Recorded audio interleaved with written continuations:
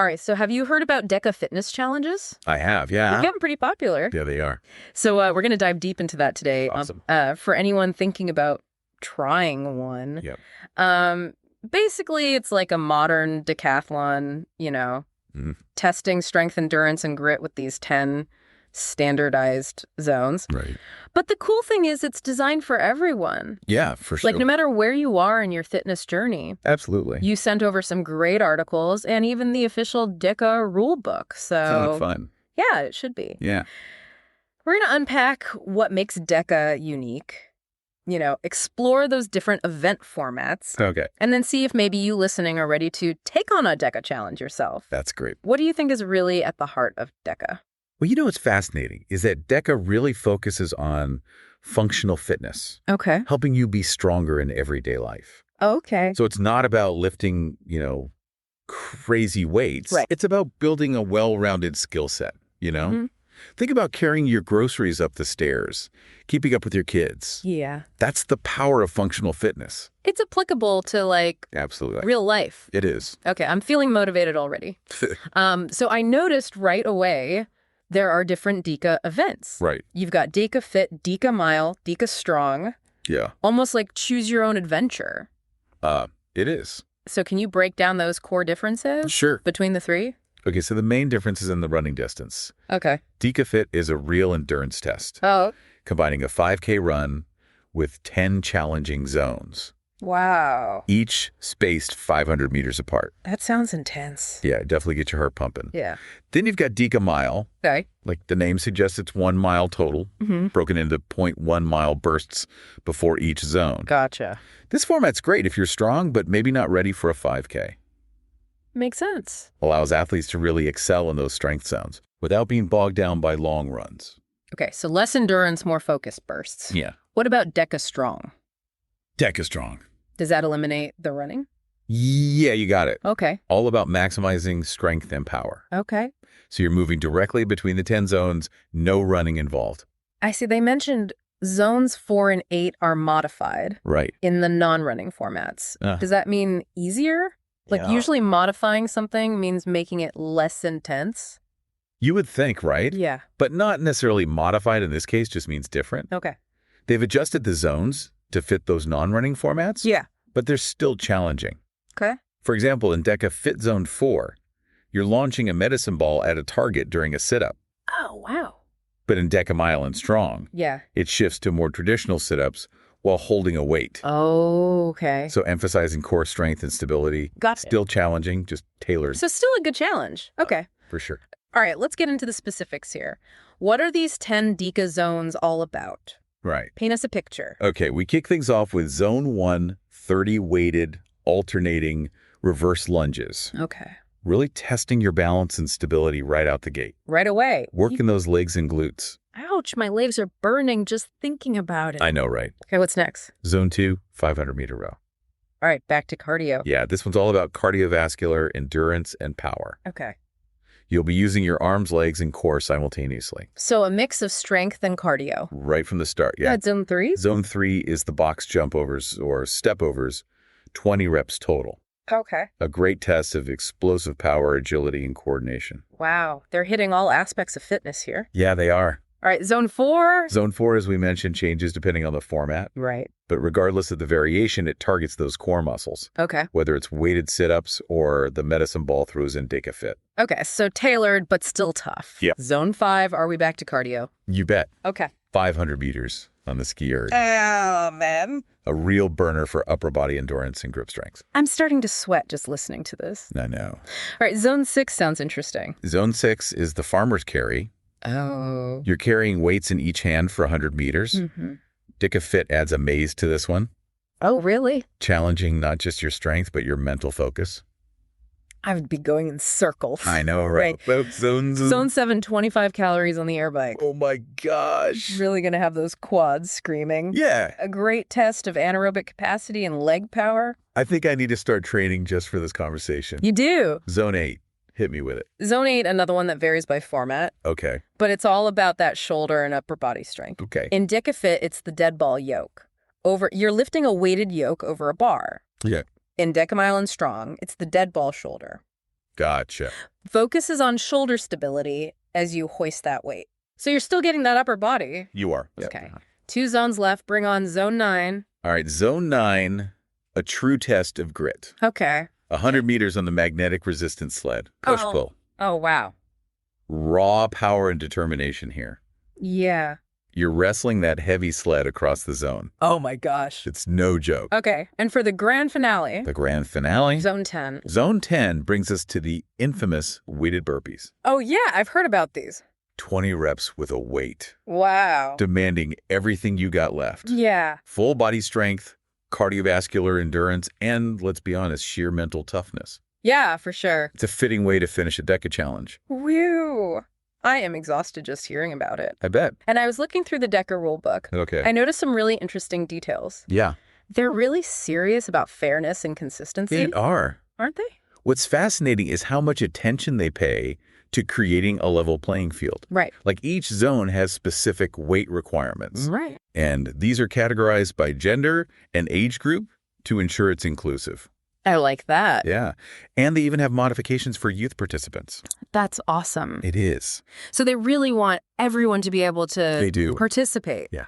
Okay. And it doesn't stop there, right? It doesn't. Like they've got strict movement standards for each zone. So you're Yeah. really being judged fairly and consistently. Absolutely. So no slacking off on those burpees, huh? Not a chance. Not a chance. Right. They even have a penalty chart in the rule book They do. detailing what can get you disqualified. Uh, Did you know if you drop that weight after your last burpee in zone 10, oh, yeah. instead of gently placing it down, Big penalty. it's a penalty? It is. Wow, talk about adding insult to injury. Oh, no. Yeah.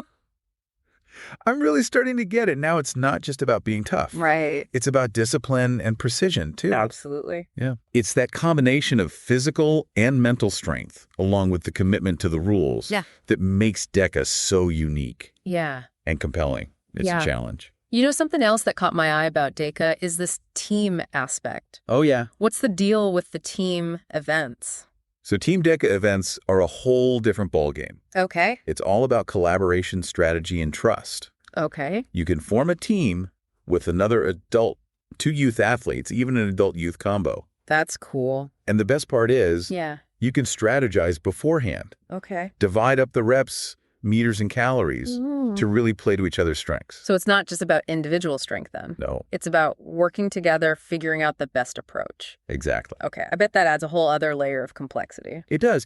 Teamwork and communication are key to a successful DEKA team. Yeah, I can imagine. You see a lot of interesting strategies. I'm curious about that. What strategies have you seen? Well- Like, how do teams divide up the work? Well, one common thing is to have a designated runner. Okay. They'll tackle the distances while the other teammate focuses on the strength zones. Oh, okay. And then you can even get creative within the zones. Mm-hmm. Like, let's say the farmers carry. Okay. The stronger teammate might carry heavier weights, Right. while the faster teammate focuses on speed. Okay.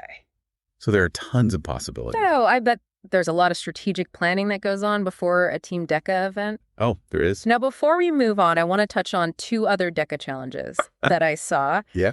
DEKA Fit Ultra Oh, yeah. and DEKA at Loose. Mm-hmm. So first up, DEKA Fit Ultra. Okay. What makes this the ultra endurance version? DEKA Fit Ultra is definitely not for the faint of heart. Oh, no. You're essentially completing the standard DEKA Fit course. Yeah. All 10 zones, the 5K. Mm-hmm.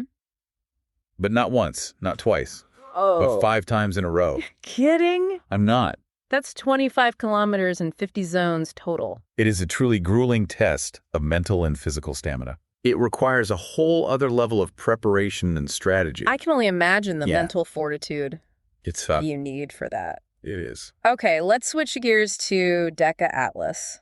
Okay. This one seems to be all about strength. DEKA Atlas is like the ultimate strength challenge. Okay. It features 10 unique zones, Mm-hmm. each designed to push your strength and power to the limit. Okay.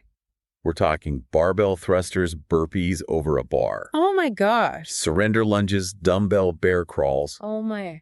a whole lot more. Wow. And here's the kicker. Okay.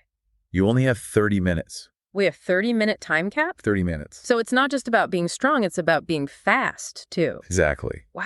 That time constraint adds a whole other layer of strategy. Okay. You have to be strategic about your pacing, know your limits, Right. really maximize your performance within that time frame. Wow, that sounds intense. It is. Okay, so we've covered a lot in this first part. Yeah, we have. Of our DEKA deep dive, we've explored those different formats, the challenges of each zone, and even how that team dynamic can change your approach. Yeah.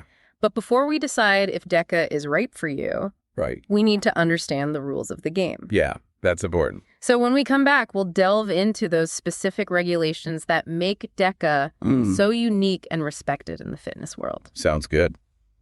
All right, we'll be right back. Looking forward to it. Me too. Yeah. Okay. Welcome back. Let's dive into those all-important DEKA rules and regulations. All right, you're clearly excited to get into the details. Always. But seriously, for our listener who's considering trying a DEKA, knowing the rules is just as important as training, right? Oh, absolutely. You got to know what you're getting into. These rules are designed to ensure fairness and safety and consistency at every single DEKA event. Okay. And trust me, understanding them can really impact your performance. Okay, let's unpack this. What are some of the key things our listeners should know about how DEKA handles timing and penalties? Okay, so first, DEKA uses different timing methods. Okay. Depending on the event. Okay. For DEKA Strong and Mile events held at gyms, it's usually hand-timed. Okay. But for larger events like the World Championships and DEKA Fit, they use chip timing. Oh, okay. For those precise results. So no room for rounding down those times? Not at all. Okay, now what about penalties? What kind of things can get you a penalty or even disqualified? Well, DEKA is serious about those movement standards we talked about earlier. Right. If you don't perform an exercise according to the rules, like not going deep enough on a lunge or not touching your chest to the ground during a burpee, you're risking a time penalty. So those workout videos online where people are half repping their burpees? Yeah. It's not going to fly at DEKA. No way. They emphasize full range of motion and proper form. Okay. And here's where it gets interesting. If you don't complete at least 80% of the required work in a zone, you're considered an unofficial finisher. What? So you can still finish the event. You get your finisher swag. Okay. But your time won't make it onto the global leaderboard. So even if you crush 9 zones and then mess up on one, it could really affect your score. It can. That's tough. Yeah, it highlights that need for consistent effort and focus. Right. Throughout the whole challenge. Wow. Okay, so no cutting corners. No cutting corners. Makes you think twice. It does. Are there any specific penalties that are worth noting? Yeah, there are a few. Okay. For example, remember those weighted movements we talked about? Yeah. If you drop that weight after your final lunge or burpee, Yeah. instead of placing it down gently, you're looking at a 30-second penalty. Ouch. Yeah. That emphasizes the control and precision. It does. Every movement. Mind-muscle connection. Yeah. Wow. Okay. Another one, leaving the rowing or skiing zones, even a few meters short, Early. can get you a time penalty. Wow. They're strict about that. Wow. So they're really all about pushing limits, but Within that structure. within the structure. Yeah. I see a pattern emerging here. Yeah. DEKA values discipline and precision as much as physical strength. It does. It's about doing it right. All right, let's talk about equipment. Are there any restrictions on what you can use during a DEKA? Yes. So generally, gloves and weightlifting belts are allowed. Okay. Things like headphones, though, Yeah. big no-no. Really? Why? They want you to be present and focused on the challenge, Okay. not distracted by music or podcasts. Yeah, makes sense. Be in the moment, connect with your body. Exactly. What about hydration? I imagine staying hydrated is pretty crucial Oh, super crucial. during these events. It is, yeah. For indoor events like DEKA Strong and Mile by, personal water bottles are usually fine, Okay. but they have to be kept off to the side. Okay. But for DEKA Fit and Fit Ultra, Yeah.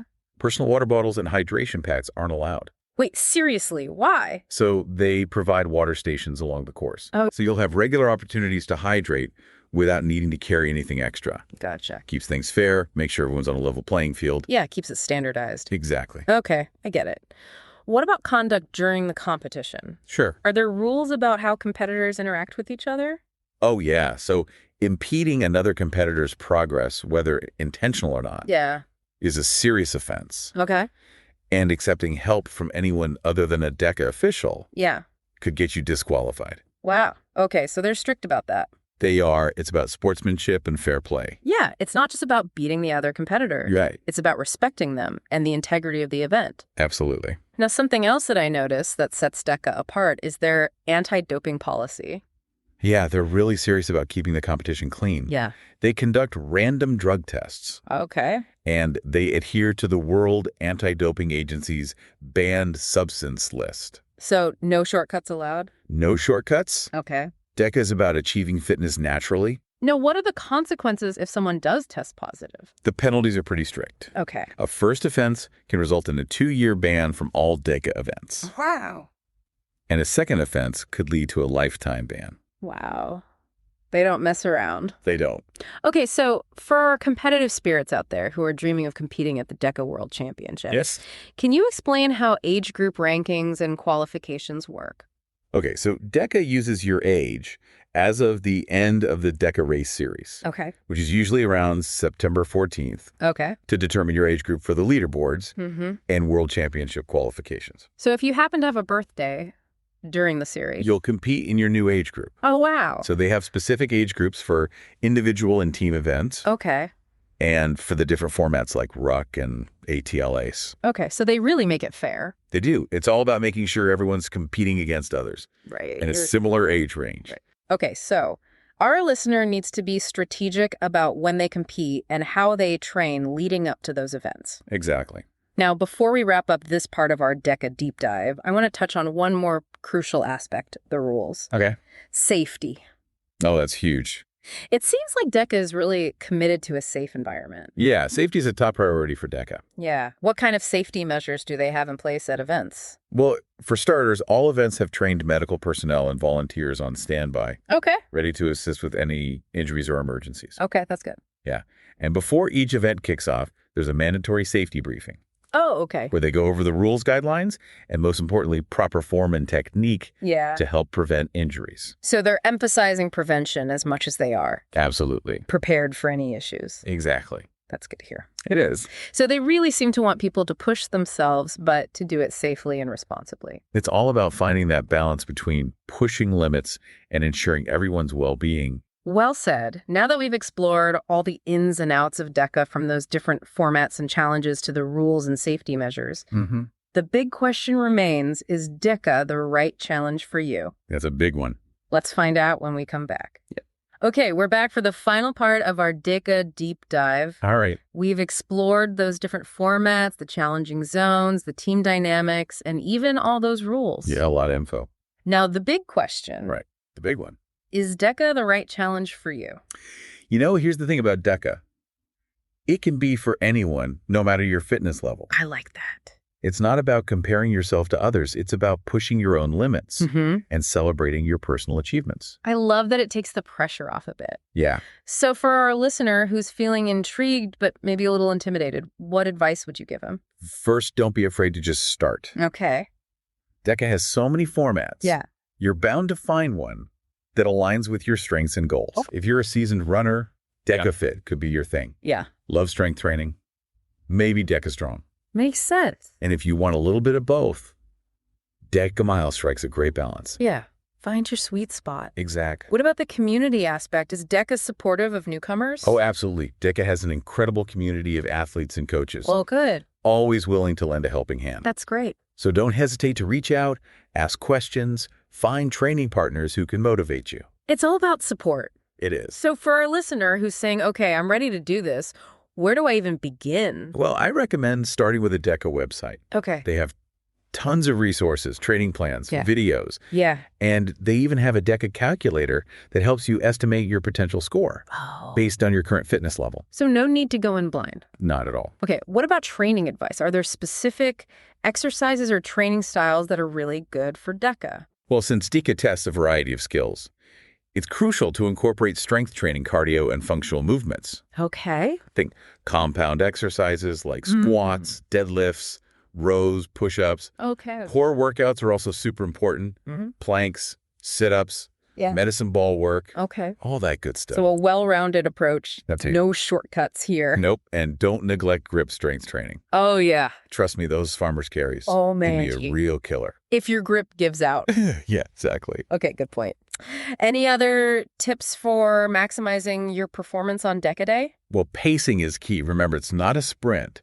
It's a strategic challenge. Okay. Don't burn yourself out in those early zones. Right. Make sure to fuel your body properly.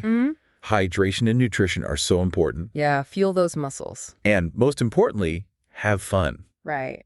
DEKA is all about celebrating your fitness achievements. Yeah, enjoy it. So embrace the challenge and enjoy the process. Great advice now. As we wrap up this DEKA deep dive, let's leave our listener with a final thought-provoking question. Okay. Given what you've learned about the strict movement standards and penalties, how do you think you would approach a DEKA challenge to maximize your performance? That's a great question to ponder. Yeah. Personally, I would focus on two things.